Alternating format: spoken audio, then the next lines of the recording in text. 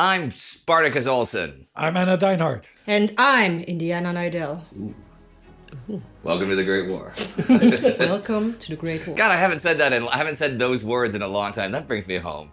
Yeah, it does. Welcome to the Great War. What are we doing today? Because now it's, this is World War II and this is the Korean War. Welcome to the Great War. Oh, it's like sexy, isn't it? Clara, you getting the feel? I'm so turned on.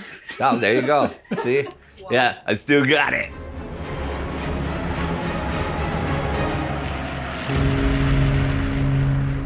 Well, we're not here to be idiots. Well, we are sort of. But this is another exciting Time Goes World War II Fireside Chat without the fire because it's the middle of summer, where Anna asks us some questions. Well, we've been going through the Second World War, and I'm assuming it's something that's in early, mid-1941 today. Yeah? Something like that. And we answer them about what we know, and you guys watch it and go, oh, that seemed like a pretty good answer. And if we give a crap answer, we'll edit it out. Yes. So that's usually him that gives the bad answers.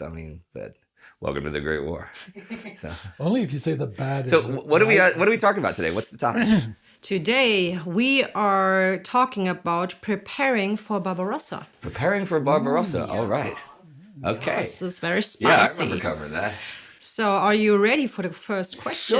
Sure. Let's go. Yes. Okay, the period between the defeat of France, the Low Countries, and the invasion of the Soviet Union is often presented as a preparation time for Hitler. So much so that the Balkan campaign and North Africa are often seen as distractions that may have caused Germany victory in the East. But German industrial production does not rise significantly until 1943-1944. So, what did Hitler actually use this time for? Well, okay, the industrial production, that's a bit different thing. I mean, because when planning Barbarossa, he did want to increase the size of the army from like 5.6 million to 7.8. So that's not industrial. It's not like they were just sitting still and going, oh, we've got enough men. And you also have to see that out of the perspective of what's going on the home front, because at this point, Hitler is acutely aware that any suffering brought on the German people is going to erode support for the war. Right. And they're holding back on any harsh measures that would impact the local or the domestic economy. So there's no big rationing going on. No, and before we get to whether or not something was a distraction, and we didn't mention Britain at all, which is interesting because that was very much still in action. Oh, totally. But I'd like to say, we need to say a few words about Germany, even before going into the Balkans. Germany suddenly has half of Poland and all of France and the Netherlands and Belgium and Norway, and has to deal with, and Denmark and Luxembourg, and can't forget Luxembourg, and has to deal with all the occupation stuff. Germany, by the time of Barbarossa, France is paying for like a quarter of the war. It's providing like a quarter or maybe a third of the supplies for the German war machine. But astonishingly, they wanted more than that, though. But it's being so incredibly mismanaged by the German, civilian occupation command, because they didn't think France was going to fall in like 6 weeks. That was not the plan. The plan was to defeat the French army. That was it. Well, they did. They got more than they bargained for. But there's another side to that as well, and that really goes back to Nazi hubris, because the plan is, and that's what they're convinced is going to happen, once they defeat the lesser cultures. Okay, the Western Europeans might not be lesser races, but they are lesser cultures in their viewpoint. They think it's going to be really, really easy to just enslave them more or less and milk them for whatever it takes. Yeah. And that is not the case. People don't actually happily cooperate. It's not like there's any French resistance at this point, but there is at least non-cooperation, and that creates problems. Another one is, of course, self-inflicted problems, such as keeping over 1.5 million French soldiers in German POW camps instead of releasing them back to be productive in your semi-slave labor or full slave labor things. And now that's a lot of people. They're still employed as forced labor in Germany, but it's not as effective. But let's not forget the wild card here. You say after the fall of the Low Countries until Barbarossa. Well, Germany was still actively fighting somebody. They were still fighting the British. I mean, it wasn't until September when they realized that Operation Sea Lion, an actual invasion of Britain, was not going to be able to happen in 1940. They with the weather changing and the weather conditions and the conditions on the sea and the failure to secure aerial supremacy over the channel and la-di-da-di-da, which we talked about already in one of these fireside chats. That wasn't going to happen. But the Battle of Britain was very much going on. And this war had a real change of complexion, forgetting about everything going in Asia, which I know history doesn't happen in a vacuum, but we're going to put a pin in that.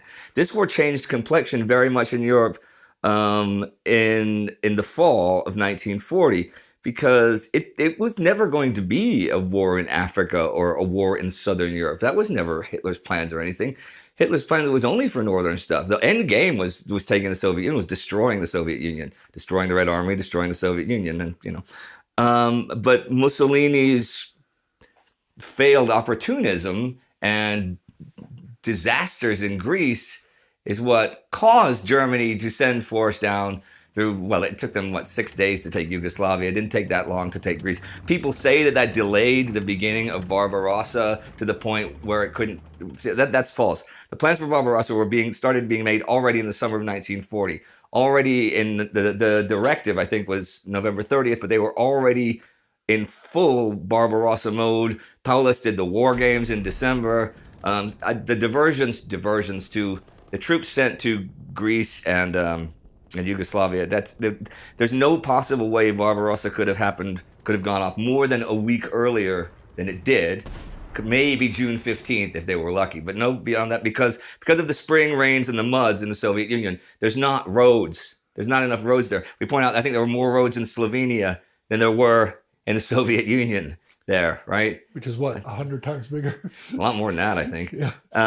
You have to go cross country, and the German heavy armor and even the horses and things physically could not go across the Soviet countryside until the ground dried. And that did not happen until the middle of June anyway. So if they had done absolutely nothing, if they had all the troops and everybody ready on April 30th, they still couldn't have attacked until June 15th at the earliest. But you mentioned North Africa. See, there's some controversy here. Not that it delayed or spoiled or drained enough resources away from Barbarossa, because Barbarossa, what ifs are what ifs. You can't know counterfactuals, but look at it anyway, and it just could not have succeeded for what it was. You're spoiling the end of the video. Okay, I'm sure there's other questions about that. Okay. Looking at North Africa. What about Erich Raeder? Raeder firmly believed they should secure the Mediterranean before they do Barbarossa, because they're still fighting the British. You got to cut Britain's lifeline. If you taking Suez and taking Gibraltar, how will people supply Britain if not across the Atlantic? And things are going pretty damn well in the Battle of the Atlantic for the Germans right now. I mean, it would be one step closer to starving Britain out of the war, since they realized they could not bomb Britain out of the war. And so there were the directives and plans to take Spain, or to not take Spain, to take Gibraltar using troops through Spain. Franco, he sympathized with the cause. Franco and Hitler couldn't stand each other, but Franco would not join the Axis cause as long as Britain really remained unbeaten, because Franco's Spain relied on a lot of exports, and a lot of exports came from North America and South America there, and that would be cut off if it was an Axis power. I think that it's really important to understand the essence of what Indy is saying here. The time from France to Barbarossa is not squandered. It's used in order to prepare for that invasion. And like Indy said, that can only happen in June 1941. And they're doing pretty well. The only area they really fail in preparations is the industrial production at the end of the day. And like I said earlier, that has to do with the whole with the whole unwillingness to subject the German people to hard rationing. But there's another side to it as well, and that is that we should not forget why this war was started. This war was begun largely for two reasons. And those reasons were to annihilate the Jewish race in Europe and to destroy Bolshevist Russia. Those were or Bolshevist Soviet Union. Those were the two main goals. And the thing is, they haven't really decided how that's going to happen yet at this point, right. Because this is a it's a pretty steep ask to come up. I mean, it's obviously horrible and it's a bad idea, but it's also something that's very difficult. If you assume that it has to be done, it's going to be really, really hard. And there's a lot of conflict within the Wehrmacht command about how this invasion is going to take place.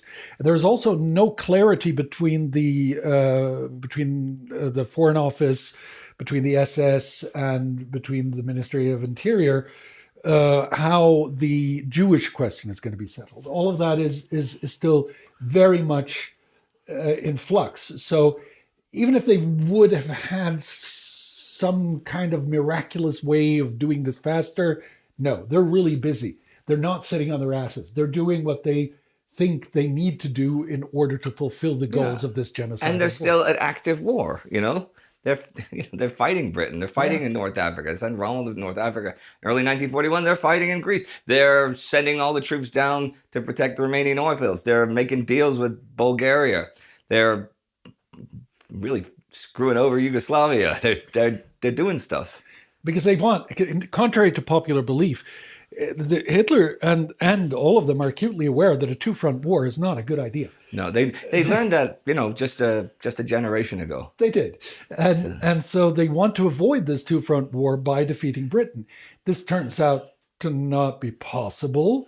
But then we fall back to what is the goal of this war in the first place? Well, it is to invade the Soviet Union and to annihilate the Jews of Europe. But it's important to remember, though, that the Barbarossa, the invasion of Soviet Union, was not just ideological as well. There was also some practical stuff involved. Germany imported 34% of its oil from the Soviet Union in early 1941. And Hitler had a real problem with that. And also the Corn Belt there, boy, looking at all the Ukrainian corn, all the Ukrainian food, that pays for everything. It is practical more as well as just wanting to destroy the Red Army and destroy communism. I'll take issue with that a little bit, actually. Yeah, because I don't think that you can separate those two from each other. Okay. Because that goes into the whole Lebensraum idea. The idea that autarky has to be a goal of a nation, which is what they really believe in.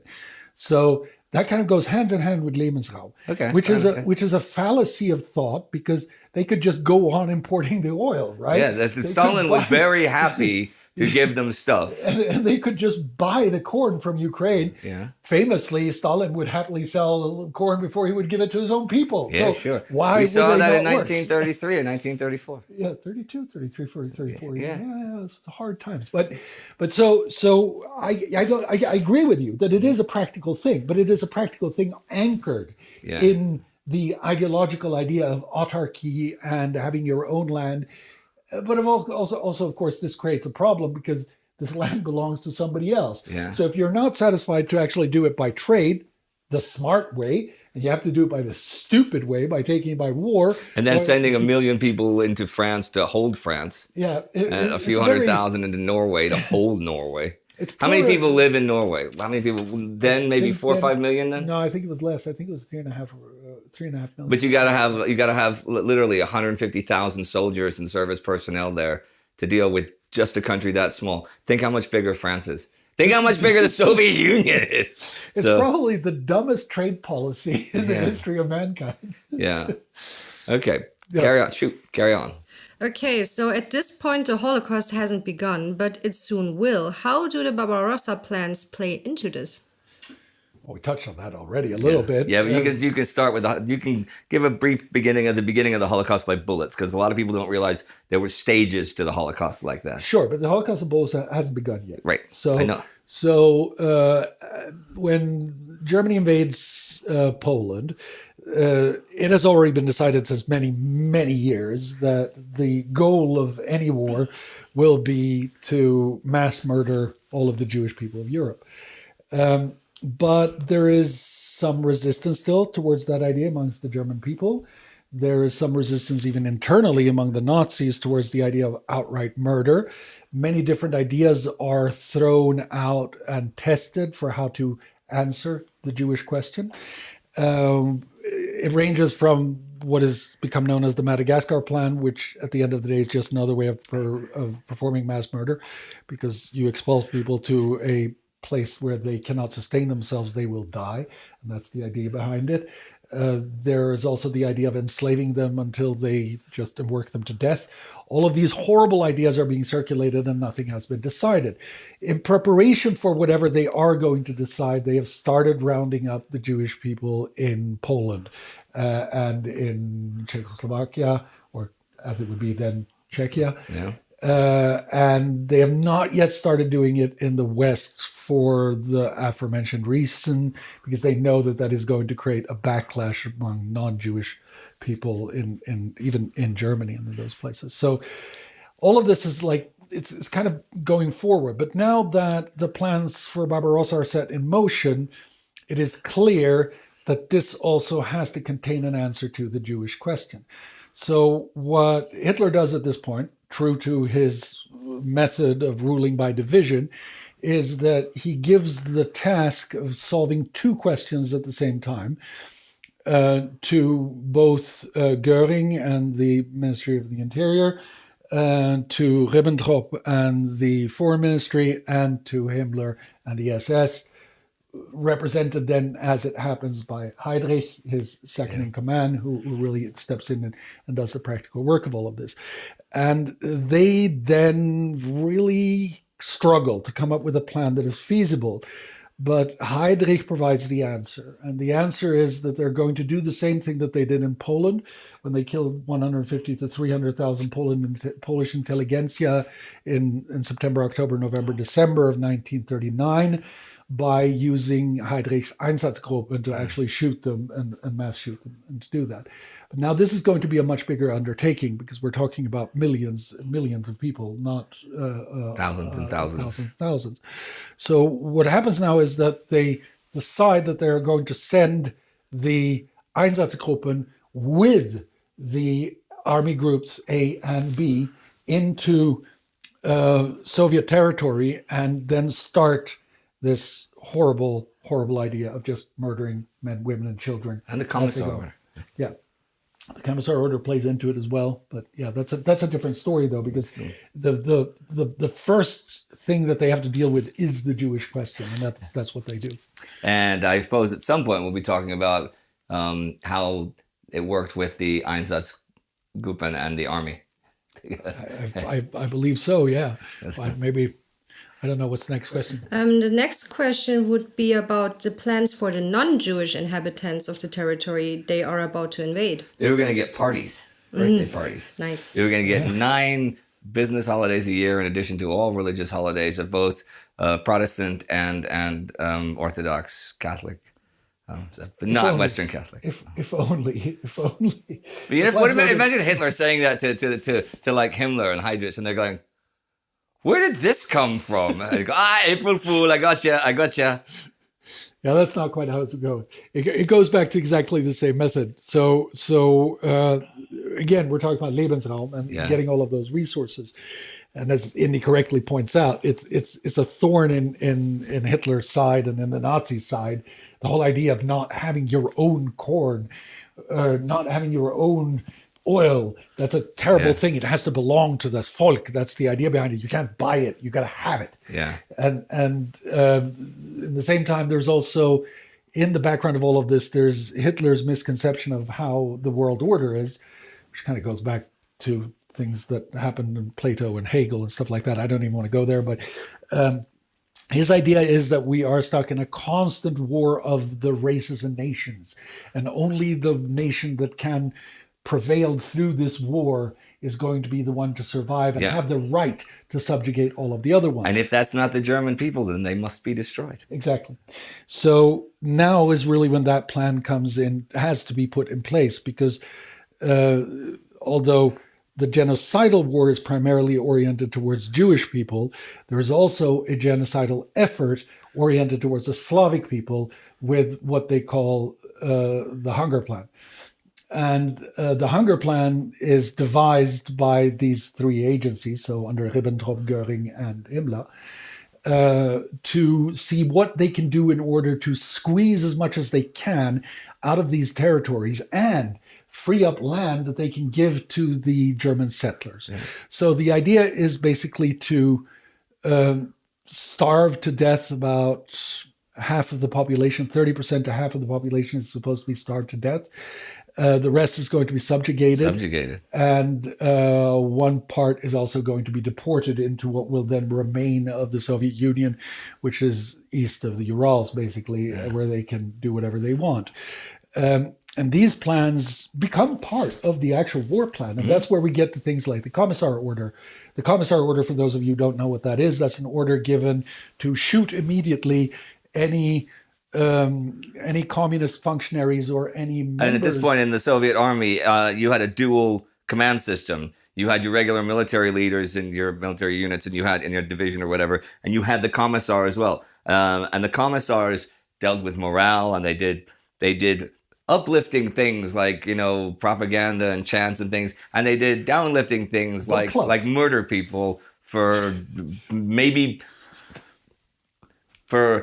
being accused of disobeying an order just to keep people in line. And the Commissar Order gets extended as well all the time. It was already out. It was already in late March, I think it came out. So that's 3 months before this began. The Commissar Order's out, which is a very salient point because of the question that arises later. So was it on purpose, or was it just because they got carried away? No, it was very much on purpose. It was on purpose. So when they are now about to go into the Soviet Union, they're coming in with this genocidal idea. On one end, kill anybody who is Jewish, anybody who is a communist, an active communist, enslave and starve anybody else who is not of perceived Germanic race. Okay, so are the Wehrmacht generals, specifically Rundstedt and von Brauchitsch, aware of this, and do they support the plans? Of course they're aware of this. I mean, the Commissar Order is an order. Everybody's aware of the Commissar Order. It's also distributed by Rundstedt. No, there you go. I wonder what this is. I don't know. I don't have my glasses on. I can't read it. Yeah, that's how Rundstedt talks, by the way. Of course he did. The war would be so different. Herr Rundstedt. Yeah, what do you want? It would be very different. It would be really weird in like France and stuff when he's issuing orders, and if someone like the Americans and British hear this German leader, pick up some of his calls or something. Yeah. Kind of like there's a what if for Southern you. hickaxe. But it's also got to be like this. It's got to be jumping around like this. Gerd. Yeah, but to get back to the somewhat more serious question, yes, very much. So the Wehrmacht are not only aware of these plans; they're not at all separate from them. They're going to say after the fact that they weren't aware of them, but that's a lie. Yeah, Generalplan Ost, or the Hunger Plan, actually demands the Wehrmacht to be part of it, because without the Wehrmacht, it is not possible to carry out. And already in the first days before, or in the last days before the invasion, Rundstedt and Brauchitsch are both setting aside troops to support the SS Einsatzgruppen and rounding up people for murder. So despite what they will say after the war and how the whole clean Wehrmacht myth will come to be, yes, totally aware and totally complicit. That doesn't mean that every soldier was complicit, but definitely the commanders were, and even the mid-range officers were. They were all involved. So, okay, so to a quite different topic now, of course, still in the whole universe. Is it right to call Japan and Germany allies? Japan seems to have royally screwed over Germany by signing the non-aggression pact with Stalin in April 1941. There was little coordination of war plans.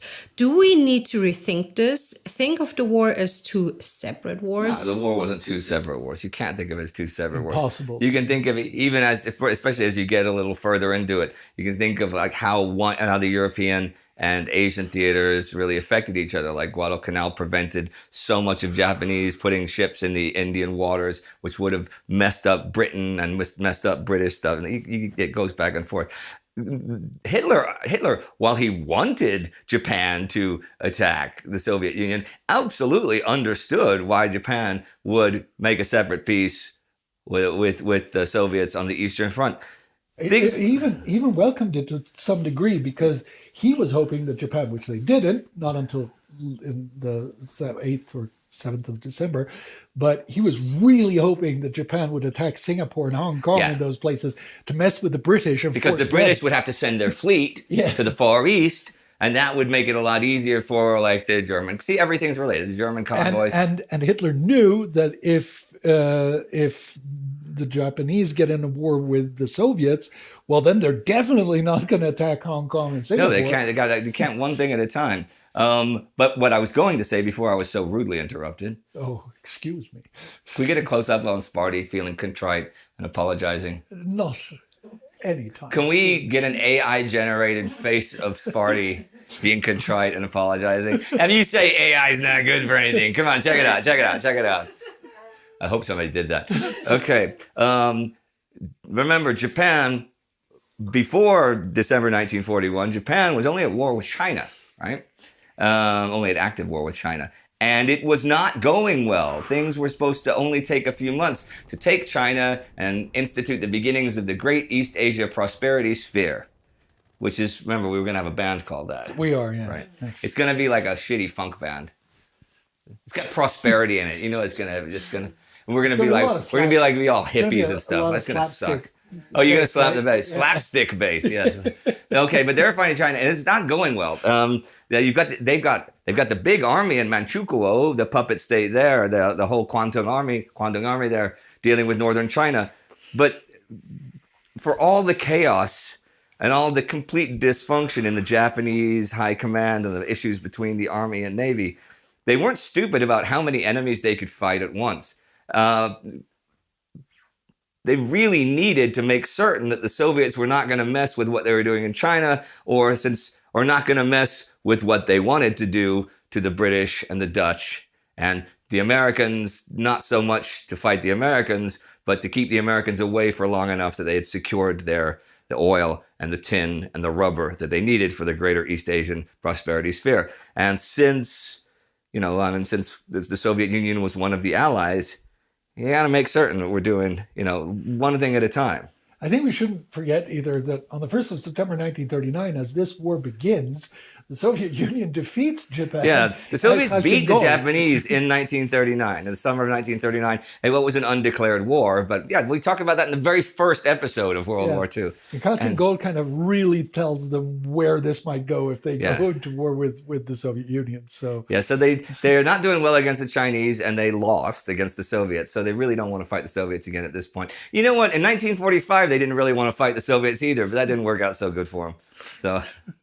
So yeah, but Hitler wasn't pissed off about that. He really wanted them to. Singapore was the jewel of Britain's Eastern Empire, and he thought, okay, the British are obviously going to have to fight for Singapore. They're going to have to send some battleships or something like that just to prevent the fall of the collapse of that. And what if they attack into India and stuff? So as time went on, he probably would have wished that they would attack the Soviet Union sometime by the end of this year. We'll get there eventually. But, I suppose so. Yeah. No, it was, and of course they were allies. But remember, the Hitler's racial ideas did not place the Japanese race on a par with the German race. They were allies because of governments and convenience.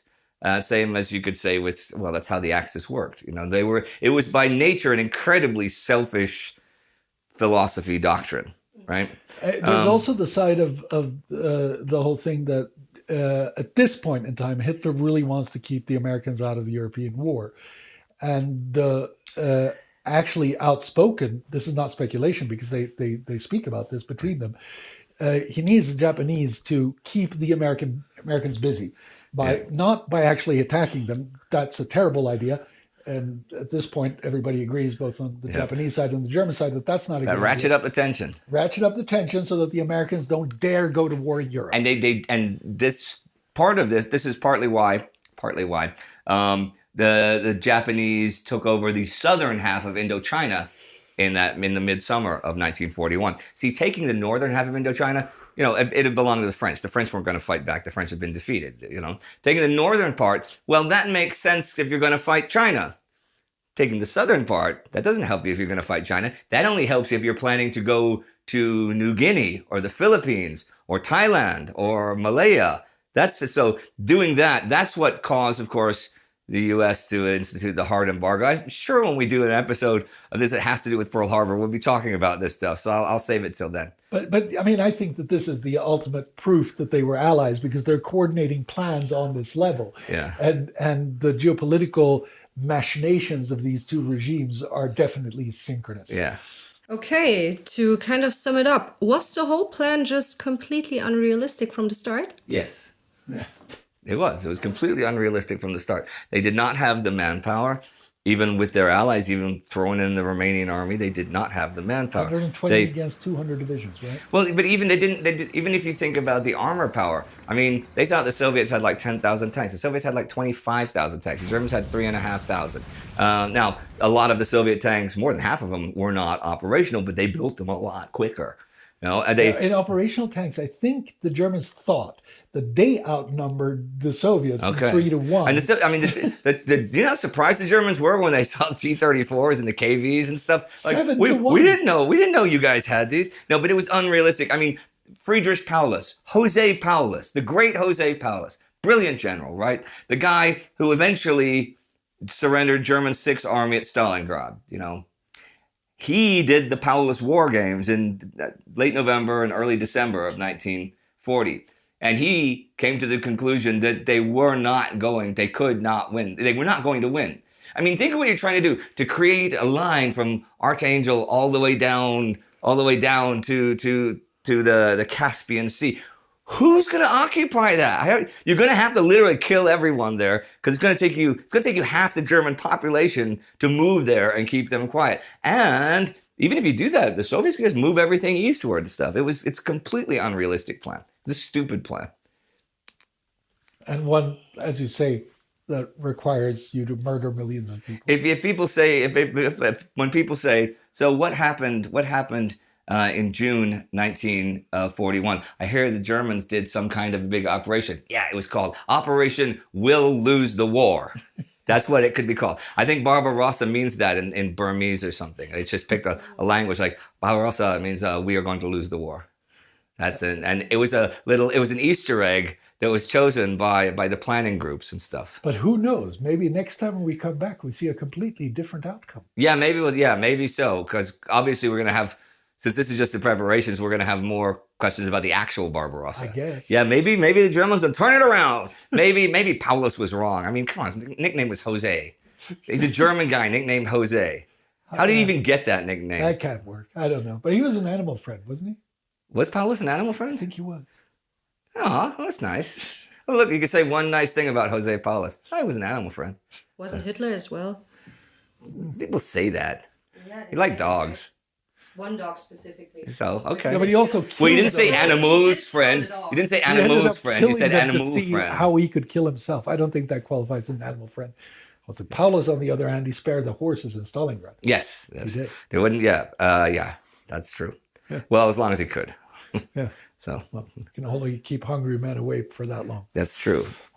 All right. Okay. Then from me, Indy Nidell. And me, Spartacus Olsen. And me, Indy Nidell. Yeah, you, Indy Nidell, as well. Sorry, I'm Anna Deinhardt. Thanks for today. This was a lot of fun. And join the Time Ghost Army and stuff so we can continue bringing you coverage of these wars and then more fireside or fireless side chats like this. And you can do that at timeghost.tv or patreon.com. And it really does help keep the lights on here. Okay? Excelsior!